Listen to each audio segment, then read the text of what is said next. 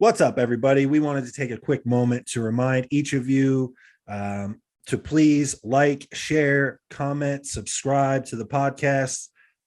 Tommy, Ring that bell. ring the bell. It goes a long way to support the podcast. Besides that, Tommy and I offer online coaching. The links for that will be below. The link for my merch store will be below as well. And without further ado, we bring to you a Thinking Man's podcast. A Thinking Man's podcast. What is up, everybody? Welcome back to another episode of a Thinking Man's podcast. This is episode 14.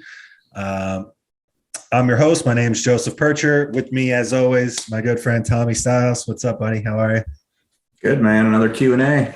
Another Q&A, 14 episodes in, 14 weeks in a row. We've had this going on. So big shout out and thank you to everyone that continues to contribute to the show, especially everybody that sent us questions to use within this Q&A. And then, besides that, just a thank you to everybody that sends Tommy and I direct messages about enjoying the show or, sharing up which episode they're listening to on their story on IG or whatever it is. That's a big bonus for Tommy and I. We appreciate stuff like that. It kind of gives us the fuel to continue to pump these out week after week. So much appreciated to everybody that's following along. So yeah, we're going to jump right into it. So Q&A episode. And we're going to pull one from YouTube first. So we have this one. What is the most sadistic? This might be my favorite question of them all, actually, the way that he worded it and everything. What is the most sadistic leg set you've ever performed? For example, what was the movement, the set type, weight, reps, intensity, technique, etc., and maybe even your state of mind making you take it there? Wow, he's getting like super personal now. You want to start? I got one just because it's just like a defining moment in my career. But yeah, I've probably had a million of those now that I know how to go there. Sure. But I was with my very first prep coach in 2014, and it was on the leg press, just 4 plates aside. And it was a 1 minute set. So the first 20 seconds were half reps from the bottom halfway up. The second 20 seconds were half reps from the midway point to all the way up. And then the last 20 seconds were full reps. So this is 1 minute on the leg press with 4 plates aside. And at this point at 23, I had never taken a set that far past failure. I thought I had, but I hadn't. And the only thing in my mind was like, I cannot quit and let this guy down and look like a bitch in front of him. That was the only thing that kept me going, because I felt like a blood vessel burst in my head. I got like a migraine instantly after that set. Yeah. And like I blacked out. I like walked around and I tried to play it cool, but I think he could tell that but that moment changed my life forever as far as training. But that's what sticks out to me when I hear that question. Yeah, that's awesome. Mine's also on the leg press. So I have two. It's the same answer. It's just I performed the same thing 2 different times in 2 different settings. But I never fully followed like a full DC style training split per se, but I kind of just cherry picked some stuff from DC training. The principles. So, man, and like I've talked about it on this podcast, and obviously I think it probably shows in my physique where my legs are way more developed than everything else. But I just a huge part of my identity, like in the early to middle years of bodybuilding, was just like how hard I could train legs and how much pain I was just willing to accept. Like, especially if I was training other people, like you were gonna be damned. Like if you were going to accept more pain than I was. So I was doing this basically every week for a stretch of like fucking maybe 10 weeks or something in a row. Me and one of my best friends in the world, Tom Rossi, we had long stretches of training together. And we would go in on Monday and train legs, and we would do a set of one set on leg press. And honestly, looking at how I leg press now, it was probably half reps or a little bit deeper than half reps, right? compared to how I bury them now. So it was more load. It might've been like 8 or 10 plates aside or something. But I remember doing like a set of, it was either 30 or 35, wait 15 seconds, and then you go again until you fail, maybe another 10, wait 15 seconds, go again, and maybe you get 6 or 8 or something. And I just remember just crawling out of the leg press after that. And we did that all the time. And then another time, similarly, fairly deep into a prep at Apollon Gym in New Jersey with my good friend Gary Turner. He was spotting me, and I'm like, I need to fucking bring it. Like, I need to show him how we're training legs. And I think on the first attempt, I wound up getting like over 50, which again, they were like not the reps that I'm doing now, but it was just completely sadistic. Like, it was just, I was just trying to fuck myself up. So what about the second half of the question though? Do you want to answer it? Or do you have something that you go to, or something that you remember? He was saying, what is the thinking, or like, what's your mental state when you bring it there? So was it just as simple as like, you just didn't want to look like a bitch in front of your coach? Oh yeah. Then that was like, I have a complex about letting people that are above me down. So that's always a drive. Like, same thing. My first training session with Dusty was like, there's no way. I don't care what he tells me to do. I'm doing it. Like, there's zero way I'm going to decline or pitch out. Like, I'll bury myself before I do that. So I think when I'm by myself though, it's mostly just, for a long time, there's definitely rage. Like, I could turn to some darker stuff and channel it when needed, but now it's not always rage. I can always flip that switch if needed, but it's mostly just like, I love to train, and like, that's my shit, man. That's what I want to do. So channeling that isn't really doesn't require me to go anywhere other than just to be there. Interesting. Yeah. That's a matured approach for sure. For me, I think within those actual sets that I was talking about, for me, I always felt, especially if I was training with people, it was like I wanted to show them that I held myself to a certain standard. Like, it was like, this is what's to be expected every time you're going to come train legs with me. And I wanted people, it's ego and it's like narcissism, but I wanted people to like walk away from training legs with me and be like, fuck, dude, I trained legs with Perch the other day, and he is a sick motherfucker. Like, I am screwed up from training with him. I like that.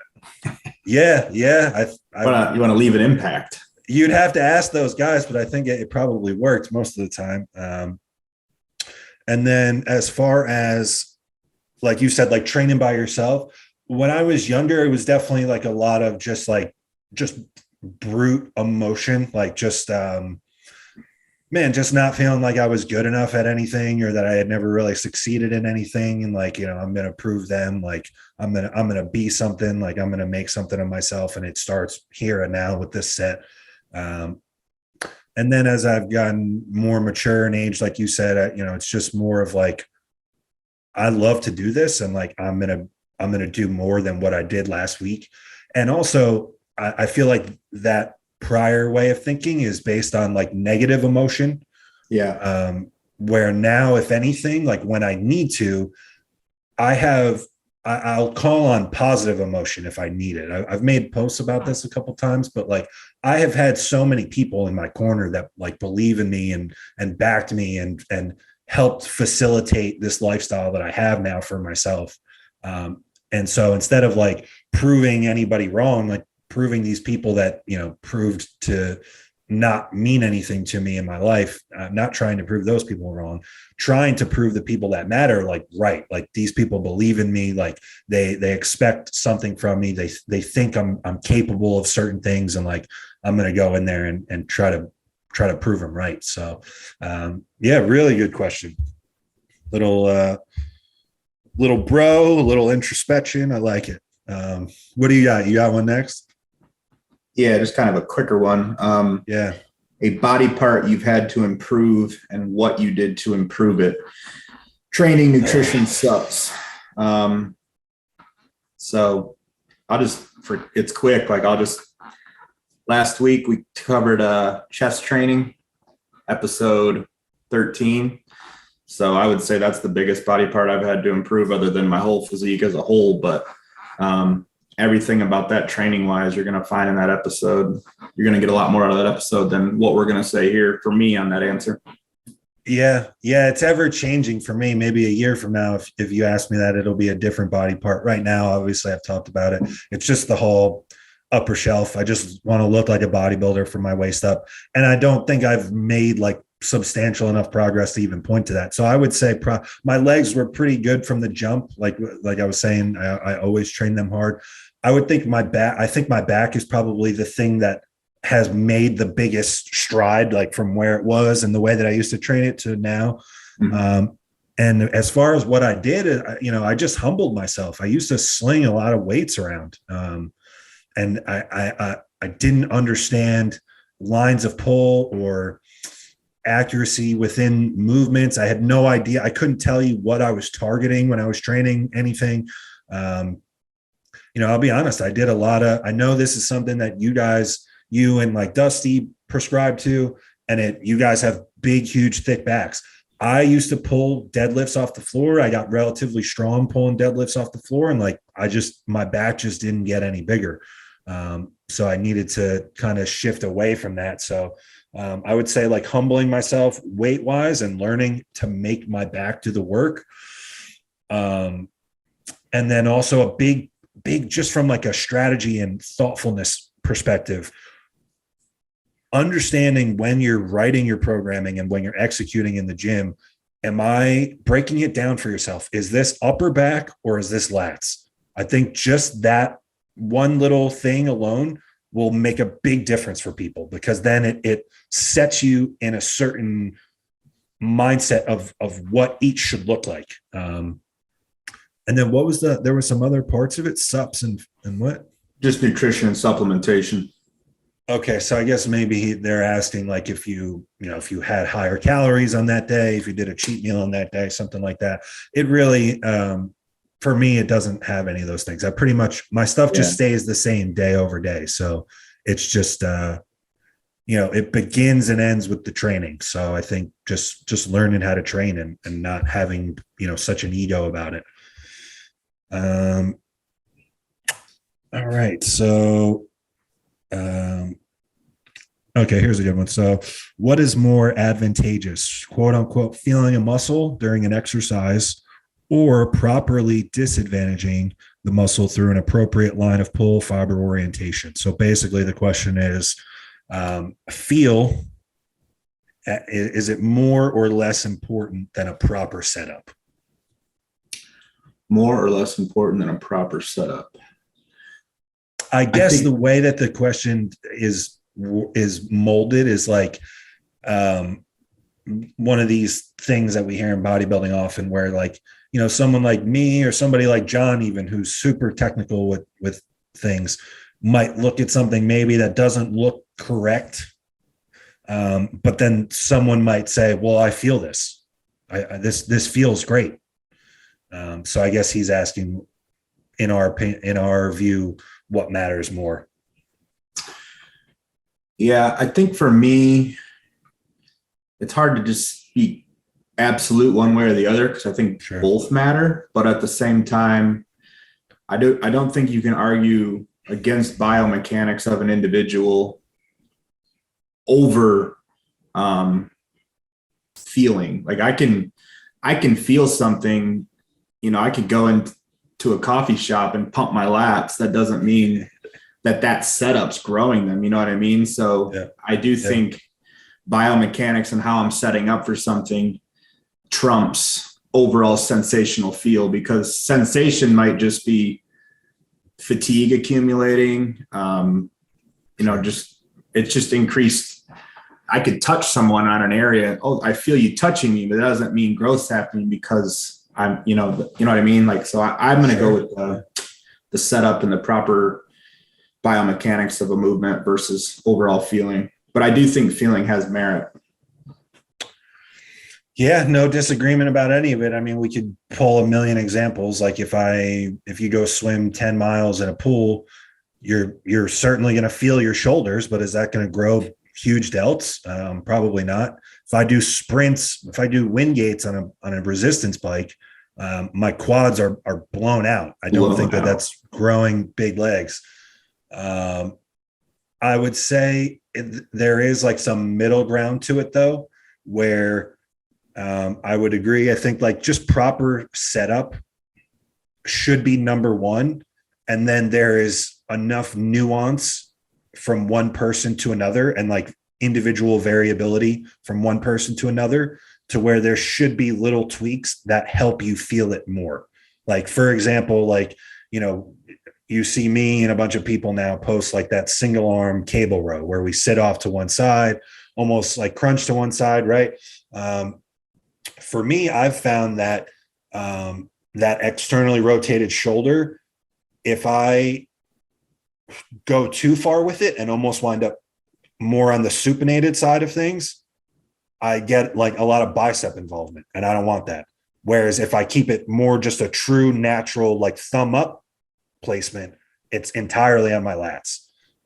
So that's the difference of, both setups are technically correct. The line of pull, fiber orientation, all that is precise.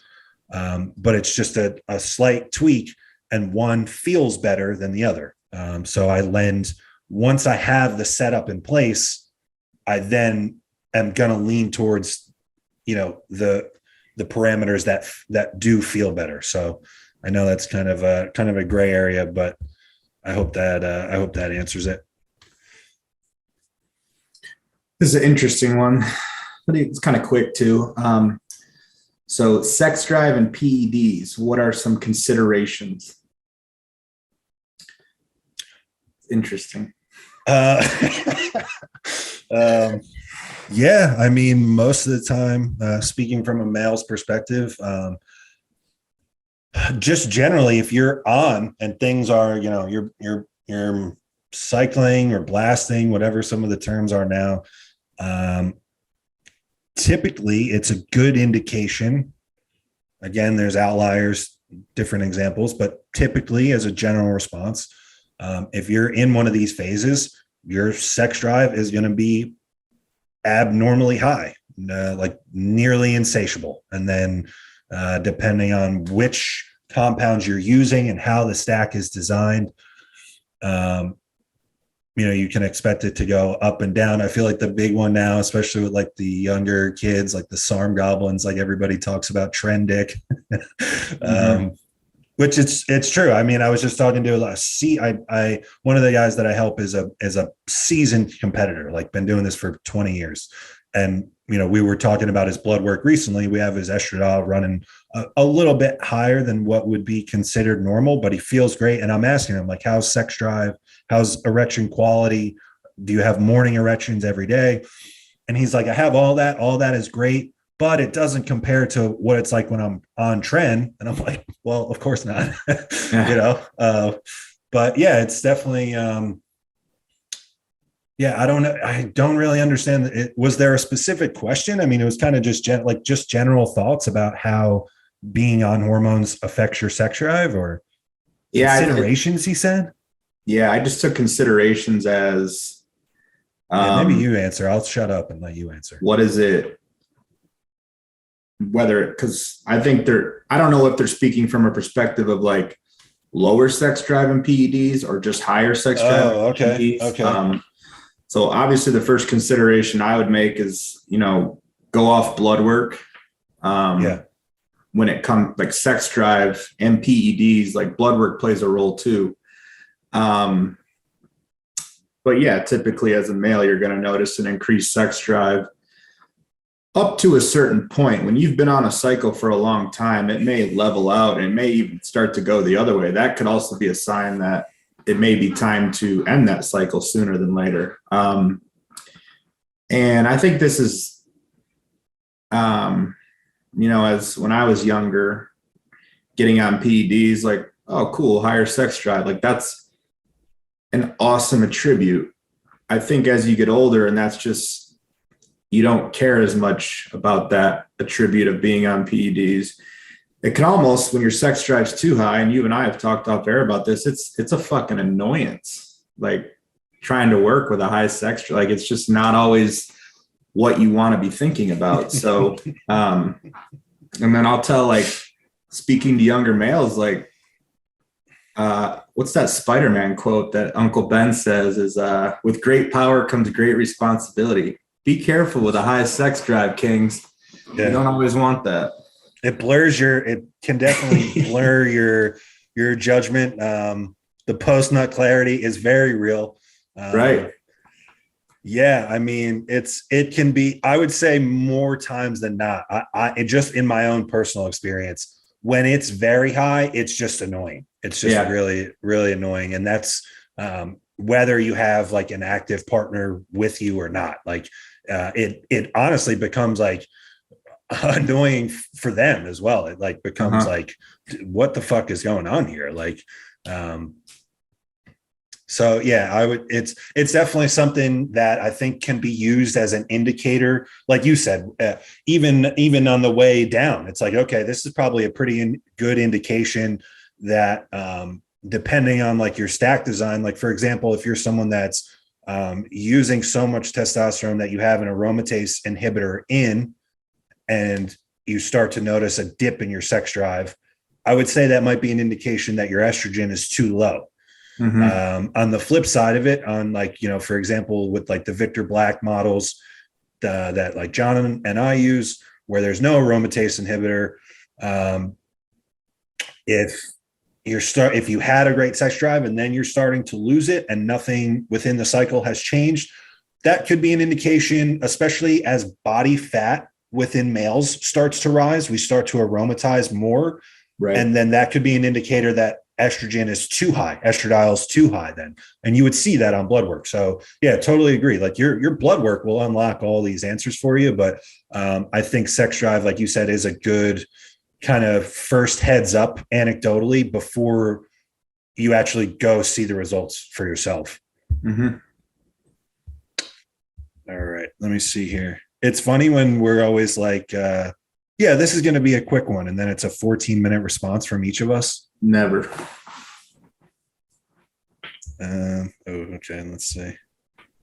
All right. So how do you know when to make adjustments to a client's plan when they are not 100% adherent most of the time? Would you just keep everything the same until they are consistent with their adherence? I thought that was a good question. Yeah, that is a good question. Because I mean, and a lot of coaches can agree that's more common than not. It is, unfortunately. Yeah, I mean, I'm not making changes to the plan if adherence didn't happen. Now, if it's like consistent things that they can't be adherent with, and there's like an issue in their lifestyle or their schedule, like, okay, I literally can't eat meal 4 at this time because I'm this busy. Okay, I need to amend the plan. That's a change I would make, but I'm not going to change things just for the sake of changing things to keep the client happy because they're not following the plan as it is. So that's where the coaching aspect comes in. And I may be like, all right, hey, we can't get to where you told me you want to go because you're not doing your part of the agreement. You're not executing. And then that may turn into a discussion. And then that's kind of like the therapy psychological side of coaching that's emerged. That's needed. But as far as like X's and O's training, like, no, if you're not adherent, we can't change variables when the initial variables weren't met. Yeah, it just makes it tough when those variables are already sliding to begin with. You don't know which direction to slide them in to get them back stable. You made a great point. And this is something that I've had to learn as I've matured and gotten older. Like, not everyone is just inherently driven to be on the money all the time. And like you said, that's almost the majority of people, I think. So it's like you kind of have to make an assessment. I'll say this: if there are aspects of the plan itself that are causing a lack of adherence, that needs to change. That can change. like you said, like, it's like, hey, like, I just cannot, my work schedule changed and I don't have the time to chew 10 ounces of steak and rice. Right. It's like, okay, well then the plan needs to change. Maybe this is a liquid meal then. Maybe we blend up some oats and some whey or something. Yeah. Or even something, maybe it's like, hey, this, I'm stacking meals too close together because you've made it a point as a coach to tell me how important sleep is. Like, this 6 meal is like keeping me up at night. It's like, well, shit, there's no magic in eating 6 meals. Like, we might just condense the plan into 5 meals and just put the same total number of food into 5 meals so you can go to bed.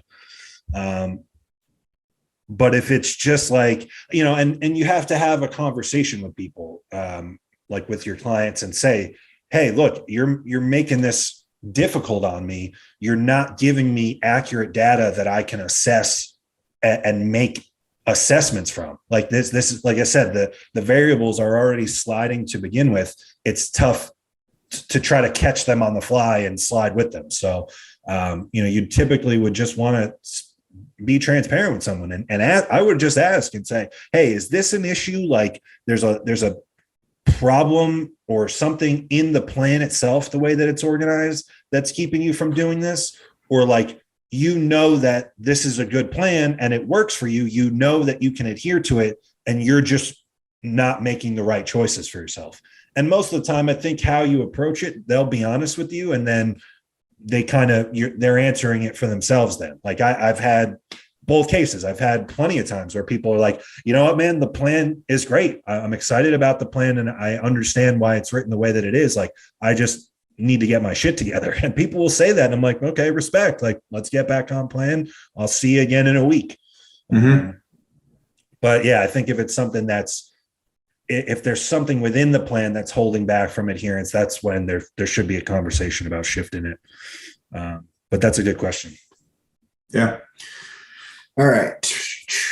How to implement T3 during prep, and do you implement T4 during prep? So the way that I look at it is, I know that I feel like that's something that gets overused and misused.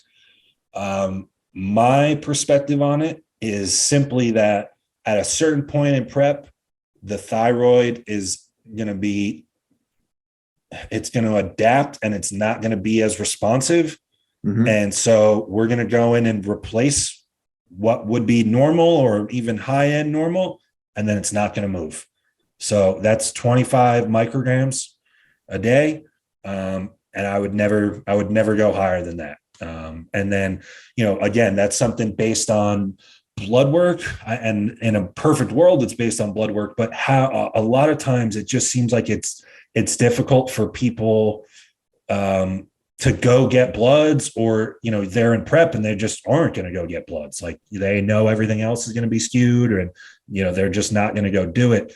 So a couple things to look out for as far as biofeedback that could give you a heads up that it's time, would be like, you're going to feel a certain level of fatigue in prep, but if you're 10, 12 weeks out and all of a sudden within the last week or two, you're buried, like just completely lethargic, more so than like what makes sense for the parameters, like with how much cardio and food is in, that could be a good sign.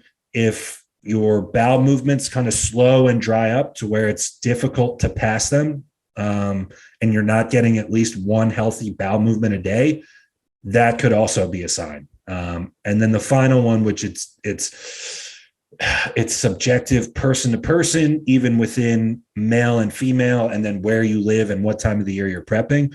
But if you feel a drastic shift in your body temperature to where you're much colder than what you normally are, that could also be a telltale sign that, hey, it's time to go in and put this replacement dose in and kind of just set it and forget it. That's my perspective on it. Mm-hmm.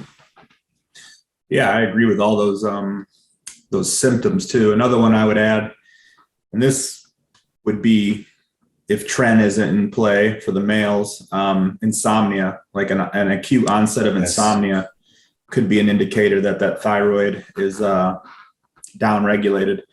Yes. So when I think the question is how to implement it, it's implement it in a way where you're not relying on it as a crutch. Like you said, it is misused and abused, but it definitely has merit for certain individuals. Sure. There's some people who may not need it. Their thyroid is going to churn through Sure. prep. But some people may have started prep with a sluggish thyroid. You know, context is king, like we always say. Whatever, you know, your starting point kind of dictates. And then I like the idea of blood work. Like you said, it's hard to get people to buy into getting their blood work done in the middle of prep. So what I try to do is, like, a lot of places will allow you to do like an a la carte. You don't have to go get a full panel. So when I think of cost, I'm like, hey, just go get, you know, these 5, like TSH, reverse T3, T3, T4, whatever, the 5 things that I want to see. And at least we can see that. And I asked for that around the time frame of when I was thinking of adding in T3 initially. If I can, if I know the client's not going to do it and I'm not going to, you know, make them do it, then I'll just, you know, whenever the timeline was. But, you know, I'm the same with you. Less is more with T3. It has a place, but it just, you can't rely on it as a crutch. And then just because you put it in doesn't mean you can't pull it out in certain periods too, along the way during prep. But it's all contextual. And then as far as the T4, I don't see a need for that in prep personally. Agreed. I was going to say the same use thing. It in the off season. But sure. I don't have enough. I've never used a T4 by itself. I've personally never used it. I think maybe in a setting, and this would probably only be with enhanced males that are using like a pretty high amount of growth hormone. Yeah. I think there could be a place for it. I don't think contest prep. And then just another comment, like if you are having to implement this with someone and you're kind of working anecdotally where you're not working with blood work, you know, as far as just putting in like a replacement dose of 25 micrograms, I'd rather have it in, you know, and again, I almost don't want to say this, but that's one thing I'd rather have in sooner than later. I don't want you feeling all these things, sluggish, you know, you're freezing cold, you're constipated. I don't want someone feeling like that for 3 or 4 weeks. And then it's like, okay, we definitely need it. Like if there's any of those symptoms at all, and we're not going to be pulling blood work, I would just put it in and let's set it, forget it. And we now know for sure that that's not going to be a limiting factor to what we're trying to do. But good question. Cause that's definitely, and I feel like that's one of these drugs that just has like some, for whatever reason, some mystique around it where people are like, oh, it's the thyroid. Like I hear people bring it up like or thyroid medication. Like it's just like anything else. Like it's like, it can be beneficial. It makes sense in a lot of contexts. And then it's also misused and abused in a lot of contexts. So I think hopefully that helps clear some of that up. Let me see.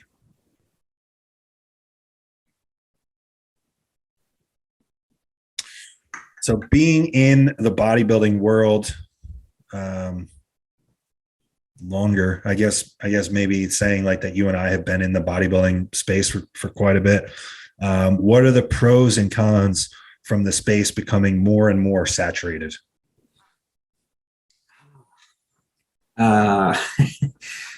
Yeah, I mean, that's hard. Good question. Like, yeah, I like it. I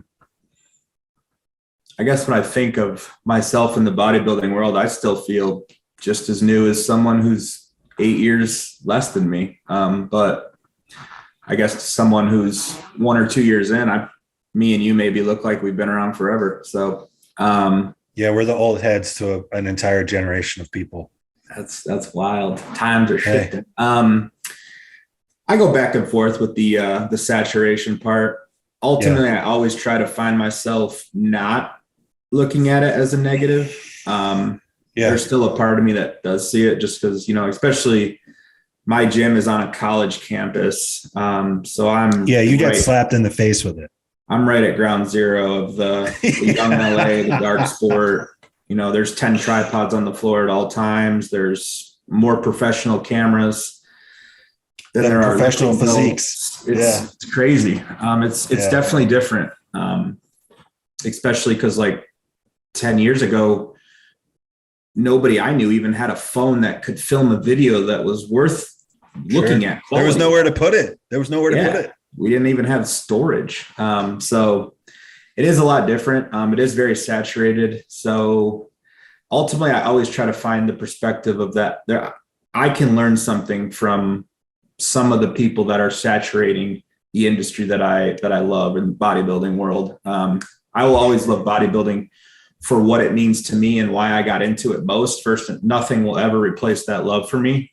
But I do realize that type of stubbornness to only want to hold on to that and try to make a career in this will just kill me and ultimately be my demise as far as my income and my success. Yeah. So as far as pros, I mean, thinking about it,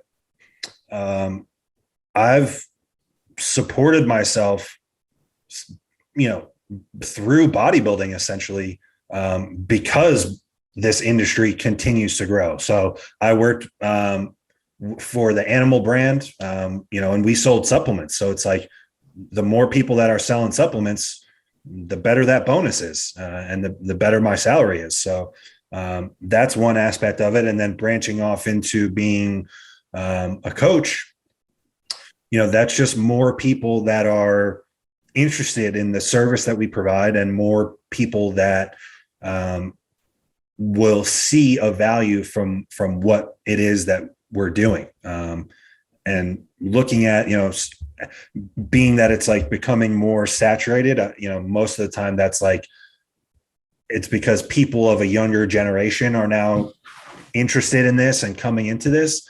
And it's like, man, I'd be happy to help a whole generation of people do things in what, in my eyes, is a better way than the way that you and I did things coming up, or a better way than some of the things that were taught, or some of the dogmatic approaches that still live in bodybuilding today. I mean, there's still things that are just widely accepted in bodybuilding that are completely nonsensical.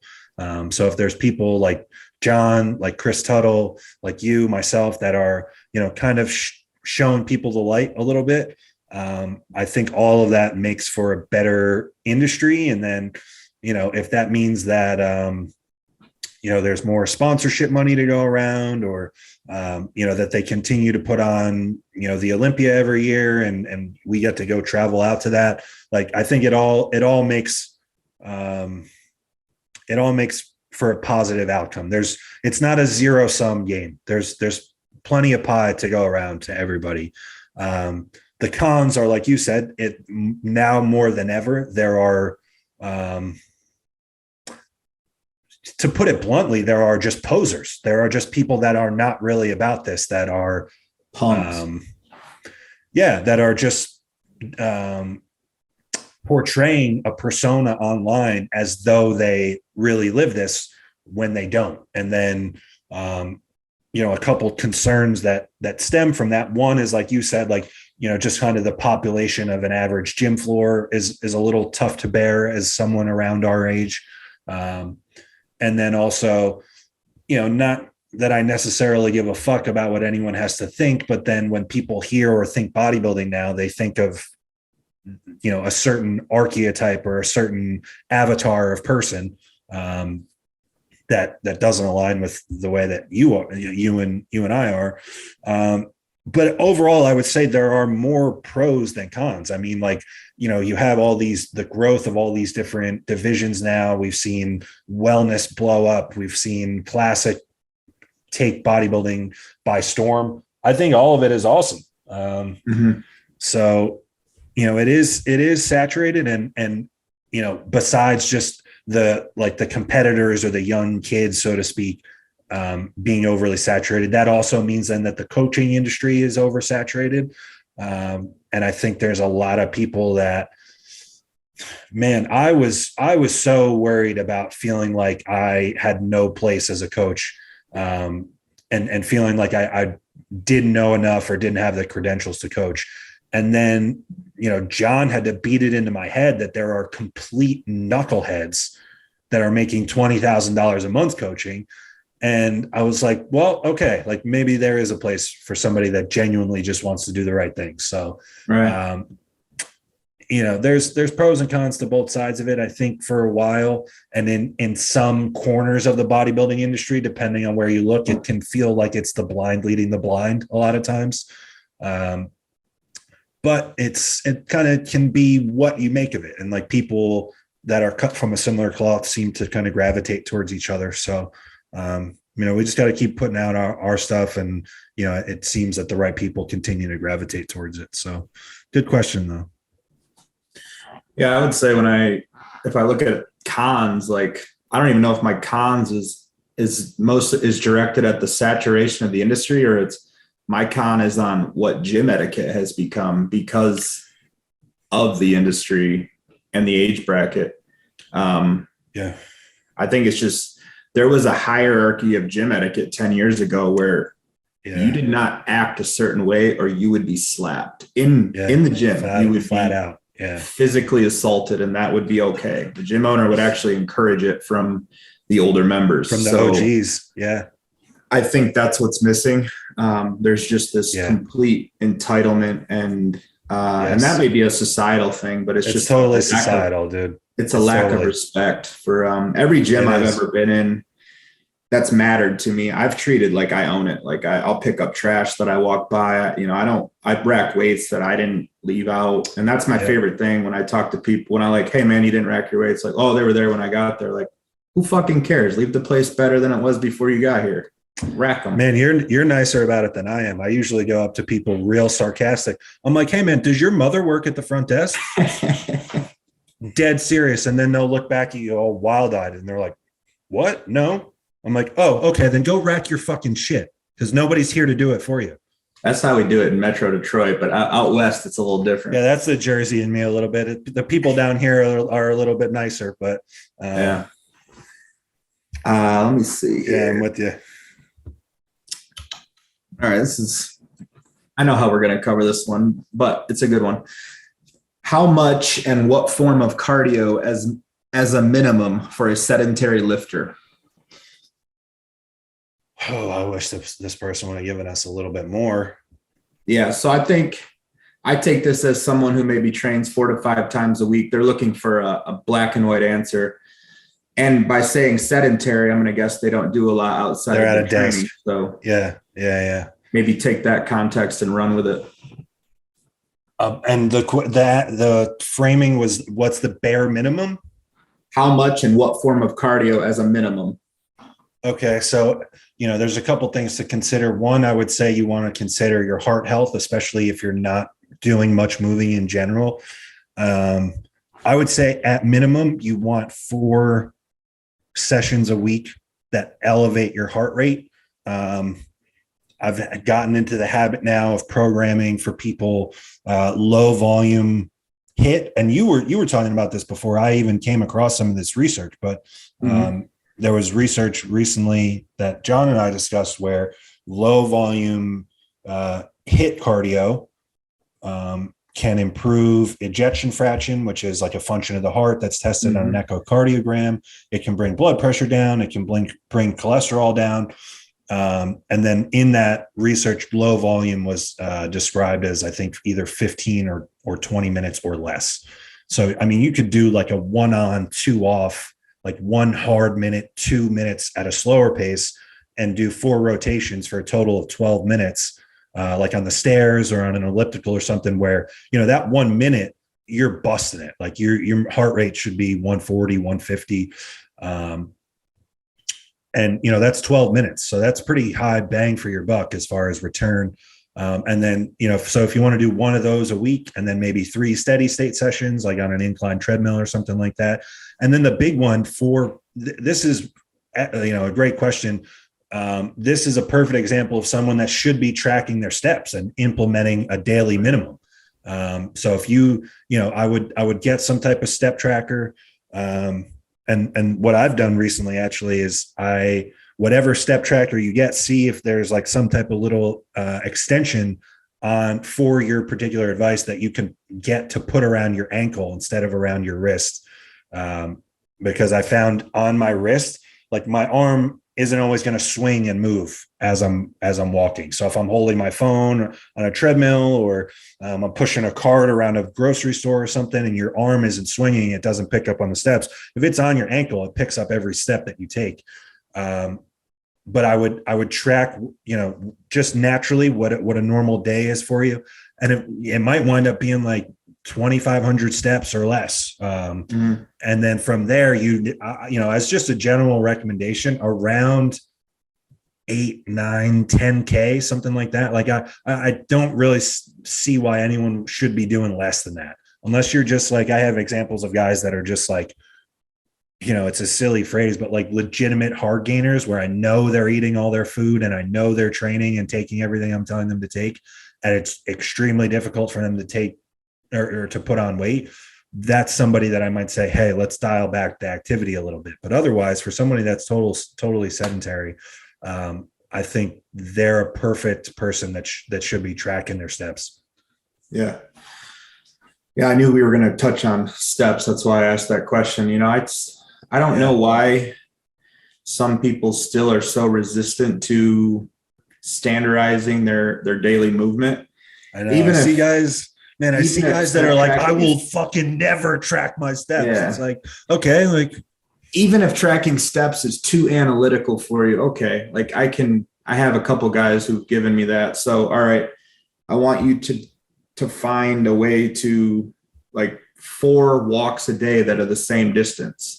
Sure. It could be to the street corner and back. I don't know your area, but like for me, I could walk to, the corner, there's a coffee shop.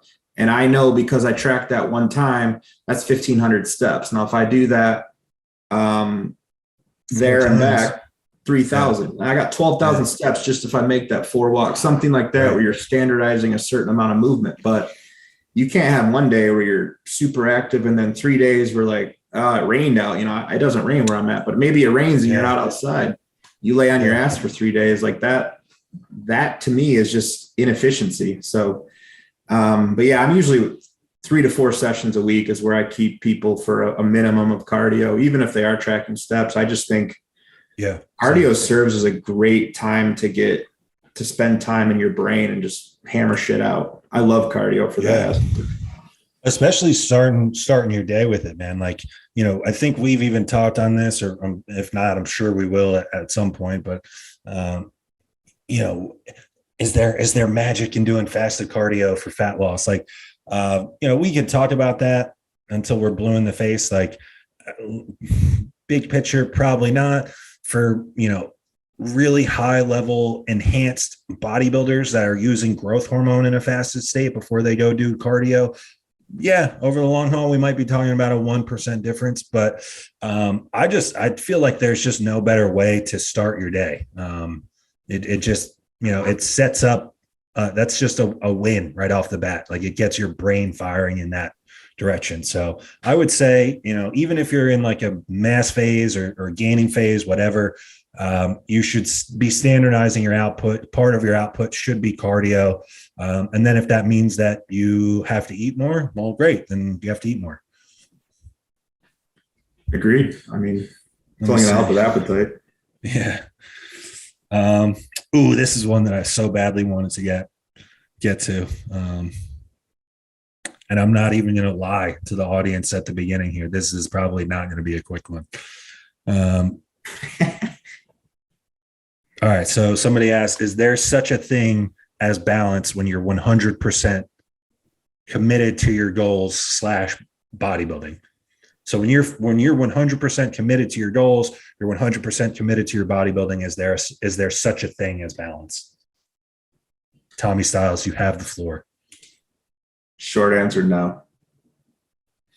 This is the one that we're going to give a short answer to now. No, I'm starting like short answer, no. Yeah, like no. If you wanted a quick one, that's no. All right, now let's give them 45 minutes. Yeah, I have built my identity on the no balance lifestyle. Everything I've ever gotten good at, I've had to be obsessed with and remove balance. And that's just to be kind of good. That's not even to be the best in the world at something. Right. And that's what I feel like most people are going to relate to. Most people watching this aren't future Mr. Olympias. Right. It's cool to aspire and to work towards that, but let's be real. That's going to kind of be evident, like it was for someone like a Phil Heath, or, you know what I mean? Like a Jay Cutler. Yeah. There's going to be some, John said this to me and phrased this to me the other day, like talking about a discussion like this, like there's going to be some evidence pretty early on that you're that guy. Exactly. And then, that's why I gravitated towards Dusty in 2017, was just because he worked his ass off and became a freak. And those were two things I identified with. And that's what I loved about bodybuilding, was the work ethic and the goal to be huge. So I also think when it comes to balance and work-life balance and that whole discussion, you have to spend time on the other side. You have to spend time with zero balance to even know how to find balance. I see people seeking to find balance before they've ever went too far. It's like the whole overtraining thing. Like, well, I don't want to overtrain. Have you ever overtrained? Because it's really fucking hard to overtrain and actually put yourself and your body in a state of overtraining. I'm pretty sure you're not going to do it. When I hear about what people do with like Ironmans and like some of the shit David Goggins has went through, like that is overtraining the body.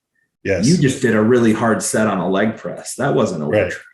Right. So yeah, I am team no balance all day, because I think it gives you the life that you say you want. And I think when it comes to bodybuilding, when this is a 24/7, 365 endeavor, and what have we always said? Like, you want to be a good bodybuilder, give up a decade. You need 10 years. Yeah, exactly. So I just don't see, the guy that wants to be a good bodybuilder, but also wants to take 3 vacations a year and completely ditch bodybuilding, or the people who, like, how many sacrifices have you made that you could tell people that you don't even look at as sacrifices, but you made it anyway because you love bodybuilding and you want to be better?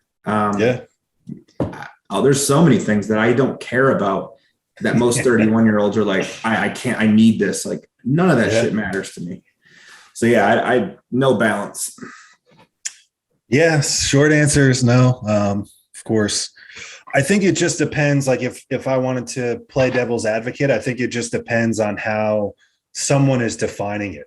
And like you said, what have you already achieved, and what type of adversity have you already gone through? What type of sacrifices have you already made to achieve something that you really, really want to do or need to do?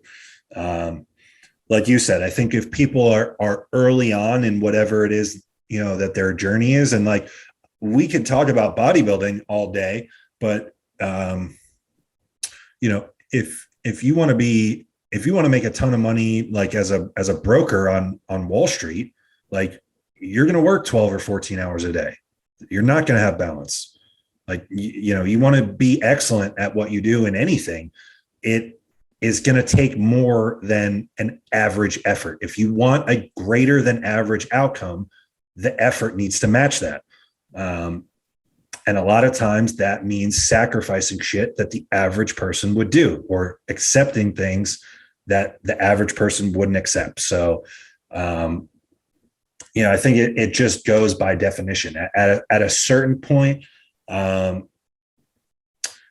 things that I look around my lifestyle, and like, every decision that I've made and everything that I have that's part of my life right now was a decision that was made with bodybuilding and coaching at the forefront of my decision-making process. So then once that is in place, I have things that I would consider balance for me. Someone might hear that and be like, what? Like, that's just part of your plan. Like, it's hard to explain. Like, my rest day diet, my breakfast on my rest days is I make egg sandwiches with English muffins and egg whites. It's fucking awesome, dude. I love it. I so look forward to it. But like, it's the same macros as the other days, like as all the other meals. You know what I mean? Like, so that's balance. Like, that's a way of like normalizing things for me, but it's still just a bodybuilding meal that fits into my plan. So I think it just depends on your life and, where you're at with things, where, if you have a partner, them being on the same page with you and being able to compromise and work with you so that they can facilitate this. But as far as like being 100% committed or being the best that you could possibly be at whatever your chosen endeavor is, your life, you can't expect that your lifestyle is going to look the same as the average person if you want the outcome to be better than theirs. That just is insane thinking if you think that. So, I think when people say, we've talked about it, like people quit your training or whatever. And it's like, okay, you came to me and like, you told me you wanted to be a pro bodybuilder, and 2 out of your 6 check-ins, you told me about how you pounded beers over the weekend. Like, what the fuck are we talking about? That's not balance. Like, that's you having no discipline and your mouth working harder than like the plan that you have in place. So, it just depends. Like, I've heard, I'm sure a lot of people that listen to this podcast probably listen to Fuad's podcast. And I feel like they argued about this for like 2 hours on one of them. Like him and Ian argued about it. And Ian's point was like, at this point, he's one of the best bodybuilders in the world. He's top 7 in the world in bodybuilding. And he is married to a woman that, is obviously married to a pro bodybuilder, and her brother is the best classic bodybuilder in the world. So their version of balance works for them. Like they have balance. It works for them. But he eats the same 6 meals every day. He nails his training and his cardio every single day, and their entire life revolves around bodybuilding. Now, an average person, like if I pulled some knucklehead off the street and showed them how they live, he would be like, this is insane. It's like they're in a mental institution or something. But to them, there are aspects of that where there's compromise and there's balance. So I think for how the average person describes balance, no, it will never, you'll never achieve anything great if that's what your perspective is. I agree with that. That's actually a good way to close it. The way you said that is, I was thinking in my head while you were talking, I have never heard one successful person that I know personally, or that we could, like a Kobe Bryant or a Michael Jordan or anyone, allude to balance as the reason to their success. I've never heard them credit balance as the reason they achieved anything. Not one victory speech, not one Grammy acceptance speech, Emmy, anything, Oscar, actor, anybody that's a broker, like you said, accountant. I know some real estate people who are doing 7 figures. Not one of them has ever told me they found balance was the secret to their success. So take that as you will. If your goal is to be great at whatever it is you want to do, you're going to have to spend some time where the pendulum is so far away from balance to earn that balance. I think that's how what bodybuilding has taught me is when it's time to like get away from the competitive side. Like, I don't just intend to give up everything that I've mastered as far as my nutrition. Will I be anal to the gram on how I weigh out things? No. Will I spend periods of time where I don't even weigh my food? I just use the instinct principle in my eyeballs and my decision making. Yeah. But that's because I spent so many years anally retentively weighing my shit out and eating the same 6 foods all year that I'm able to do that. I earned that right. Yeah. And at that point though, again, it's like, that's not you in the midst of the chase. Right. Like that's on you. That's you on the other side of the mountain. Right. So I think now when I, as a way to like prevent maybe that client from failing so hard because they want to be a pro bodybuilder, my initial consultation or discussion is it kind of centers around, what does that mean to you? What are you not willing to give up in order to do that? What is something in your life that like isn't, and then I could kind of go from there based off what their answer is. Yeah. You know what I mean? Like, hey, I'm not willing to give up Sunday football with my family, or, you know, I'm going to watch the game and I'm going to have wings and shit. Like, okay, that's what you're not willing to do. That's 100% for you at that point. You've defined what 100% of no balance is, but that's going to be a part of it. It's not what I would do. but that Right. I'm coaching you. You know, I'm here to serve you in the best way I can with those parameters. Yeah. You're up, buddy. Or I have one. I have a handful of them. Yeah, if you got the life ones, I'm all about them. I got some quick hitters, but Um,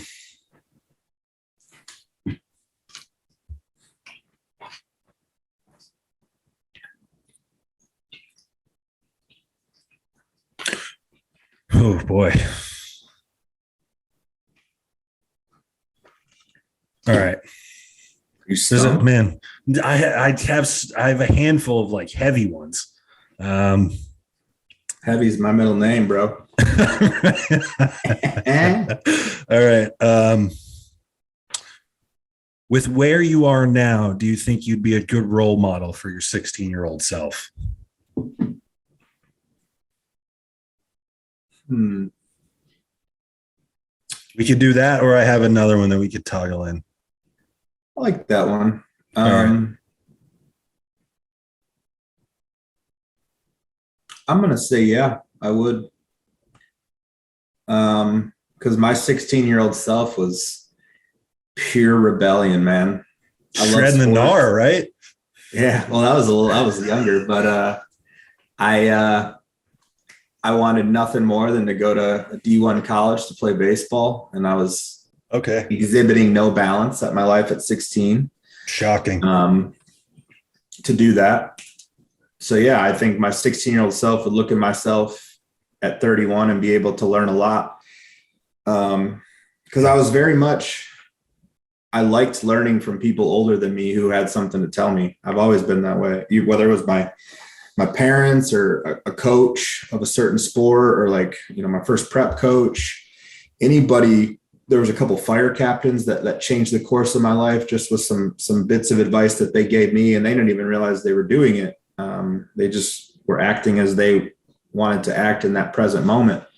But yeah, I think who I am today would definitely inspire who I was when I was 16, because what I'm doing now is what my 16-year-old self wanted to do, but there was just that fear of, you know, judgment almost, like, Yeah. you have to go to, you know, I found a path that works for me. That's what I want to do. We already had that episode where we talked about going to college just because that's what you do when you graduate high school at that time. So Yeah, you don't want to be a loser. Yeah. Yeah, my 16-year-old self would be like, right on, man, stick it to the man. Yeah, that's a good way to put it. The whole time that you were answering, I was actually kind of leaning the other way. So I think that I think my 16-year-old self would be like, fucking right. Like, hell yeah, this turned out to be all right, dude. But I also don't think my 16-year-old self would listen to 30-year-old me.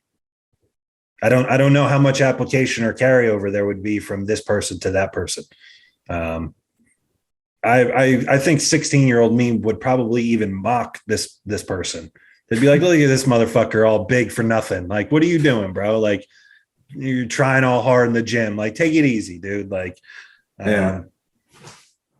So I don't know how much. See, like I'm the up, like bodybuilding kind of. It sounds like, and for a lot of people, I think this is the case. Like, you had these tools, and then, you know, they fit in with bodybuilding, and then maybe bodybuilding helped them flourish a little bit more. But they were already there. Like, you were already saying, like, I was unbalanced. I was motivated and chasing D1 bodybuilding or baseball. That wasn't me at all, dude. Like, bodybuilding completely unlocked something new for me, where I just didn't give a fuck about anything. Like, there was nothing that I was trying to accomplish. There was nothing that I was trying to succeed in. There was nothing that I put like a full effort into. Nothing that I look back on and was like, man, I'm really proud of the way that I approached that. Like, not at all. So I don't know. I don't know that my 16-year-old self would give my 30-year-old self even the time of day. Because I wasn't into weights. I wasn't into, man, like I said, I would probably, if you would have showed me a picture of Phil Heath at 16, I would have been like, get this the fuck out of here. Like, what is this guy's deal? Yeah. That's crazy. Yeah. So I don't know. Good question. I think it's interesting to think about. Like I said, I think now my 16-year-old self, if he just saw all of it and the way that I get to live compared to the way that the average person goes and works at a corporate job and, sees the, the financial side of it and all that stuff, I would be like, hell yeah, dude, that's nice.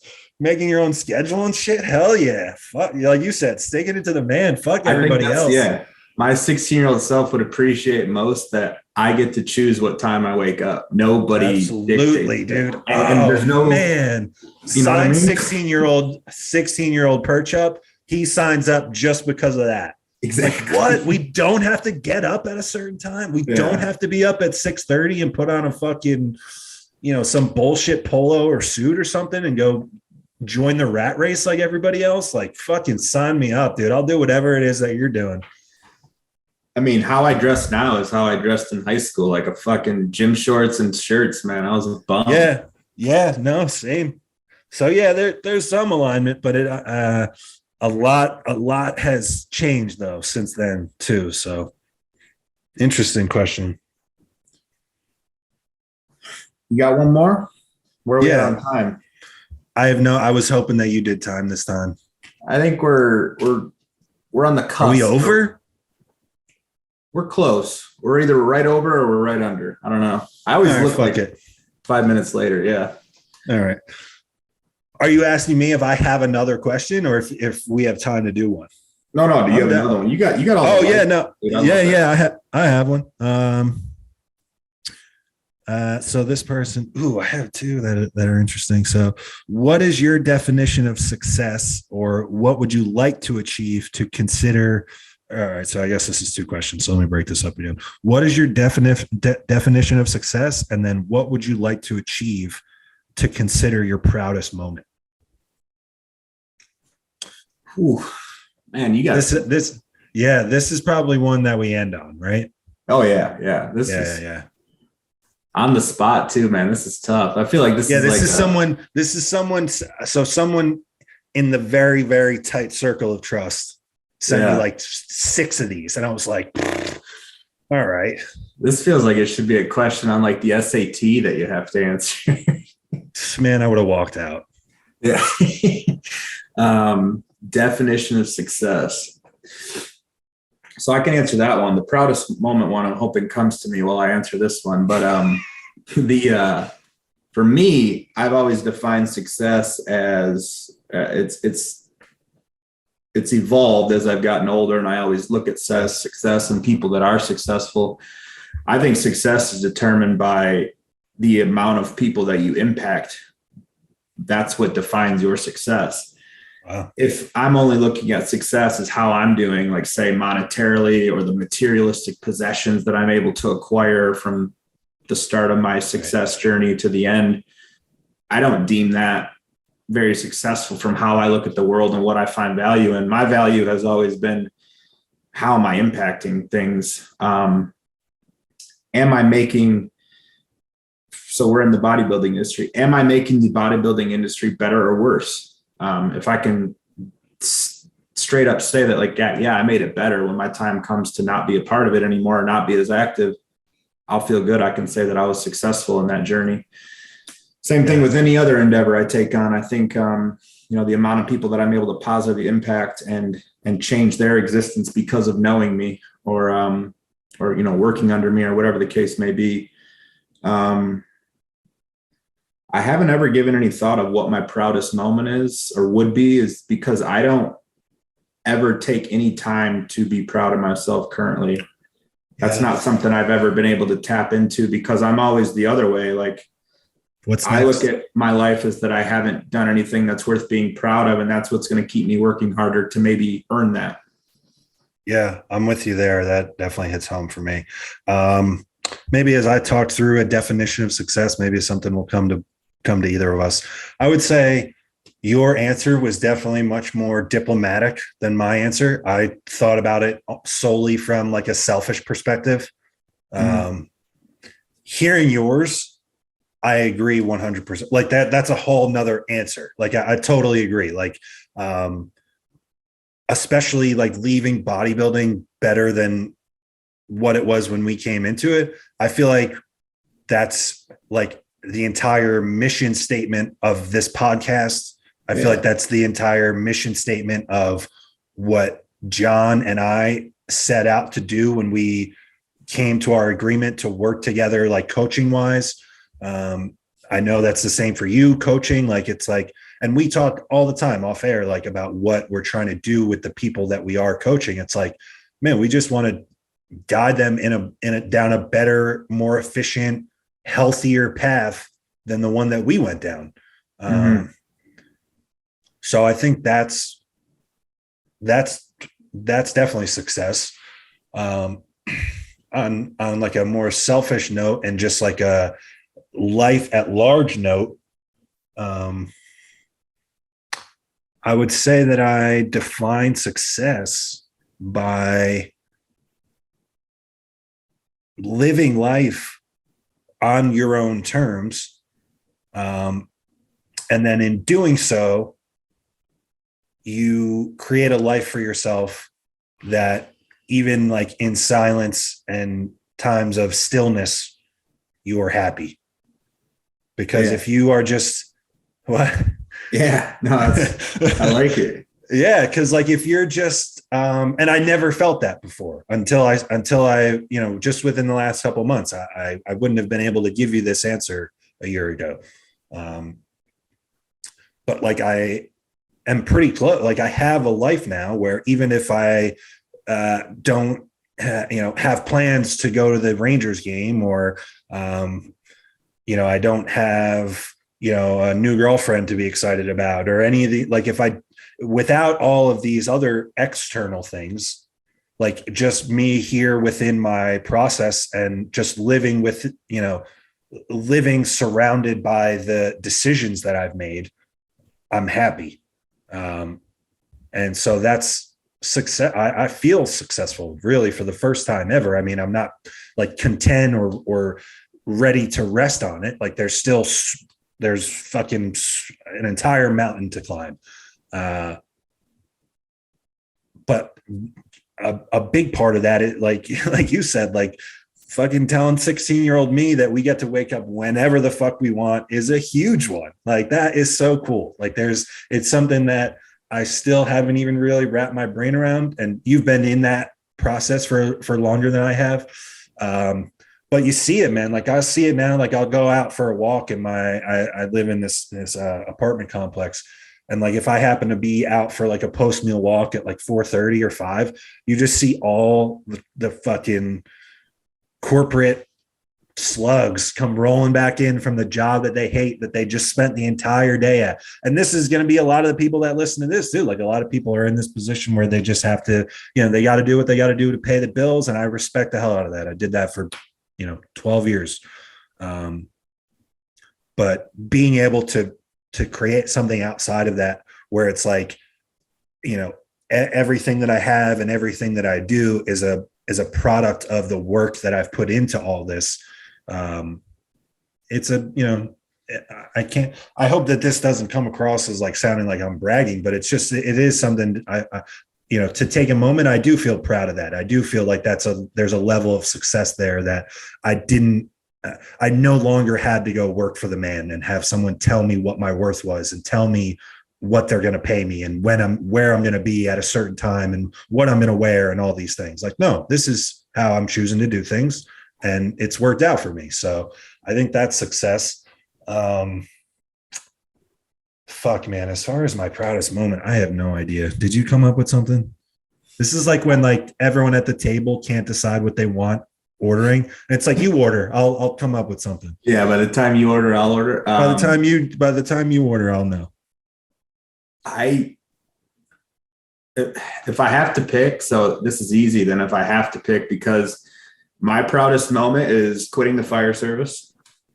And it's a time. I know that my next proudest moment is packing up and moving to Arizona. No. What would it be? Like if you could achieve, like think about the achievement that you want to reach the most, like the achievement that if you could just snap your fingers and achieve it, it would be in that moment, it would be your proudest moment to date? Well, man, that one's even harder. Yeah. I was gonna, if you're struggling that much with what's your proudest moment to date, man, fuck, you got another 10 minutes. All right, I'll go. If I had to do this, I would break it down by different parts of my life. I don't know that I would be able to just say one, I don't know that one bodybuilding thing would encapsulate the proudest moment of my entire life. I don't know that one personal or family thing would encapsulate it. So I'll answer for the different aspects of it. I think, I've never really said this out loud. I've always just kind of taken it day by day, whatever. I don't like to talk about the future, but we have a good group of people that listen to this, and just to be transparent, the end game for me would to win an open bodybuilding pro card. I think in terms of my own bodybuilding, that would be my proudest moment. So it wasn't masters, it wasn't, it wasn't classic. It was open bodybuilding. For my own bodybuilding, my personal bodybuilding, that would be my proudest moment. I think as far as, coaching or mentoring or anything like that, if I could have the same impact on someone else's life that John has had on my life, I think that would be the proudest moment of my life as like a coach or a mentor. Like if I put someone on the way that John has done for me, it would be the proudest moment of my life. And that might be top out of all of them. Just knowing the way that he's changed my life. And then, shit, man, I don't know. I guess, anyone that ever winds up having kids say that that's what they're most proud of. So if that's in the cards down the road, that may be an answer in itself. But from like a coaching bodybuilding aspect, those are my two. Yeah, those are good fucking answers, man. I definitely feel that one about, because without Dusty's mentorship of me, this isn't happening. This behind me it's not a thing. Yeah. None of it is. I'm a firefighter who hates my life, who probably drinks 10 days a month. So yeah, minimum. Yeah. So yeah, if I can do for another individual or multiple individuals what Dusty Hanshaw has done for me, if I can walk someone to the door and have them leave the matrix, then I will. That would be top moment for me of anything I could accomplish on my own. And then, right before you went, I was like, okay, a future proudest moment with everything I've put into it, and like seeing my first bodybuilders at 17 years old and being like, that looks awesome. Man, if I could say Tommy Stiles IFBB Pro one day, I think there would be at least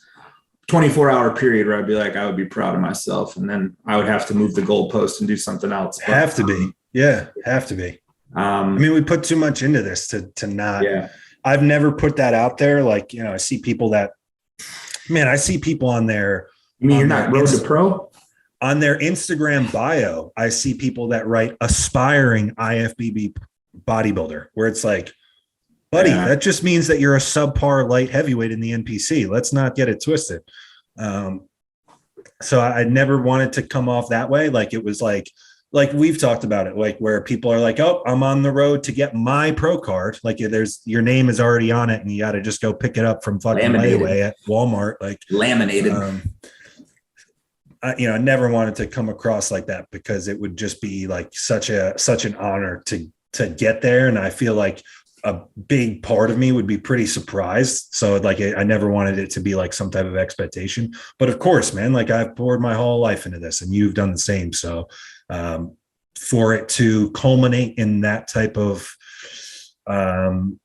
recognition, because at that point too, the card, and that's why I said it would have to be open bodybuilding, because at that point, that would mean you have you don't get there without having a pro caliber physique. That's really the most important part of it. But there's really no landmark on that. the way that there is like that moment when they call your name to the middle. So, as for the sake of answering this question, where there's like a moment that you're most proud of, it would be that. Mm-hmm. And that's everything. Man, that got heavy, dude. Yeah, that did get heavy. I feel like I need therapy after that. So for Tommy that Stiles, was therapy. For Tommy Stiles, I am Joseph PIRCHER. This was a Thinking Man's podcast. And until next week, we are out.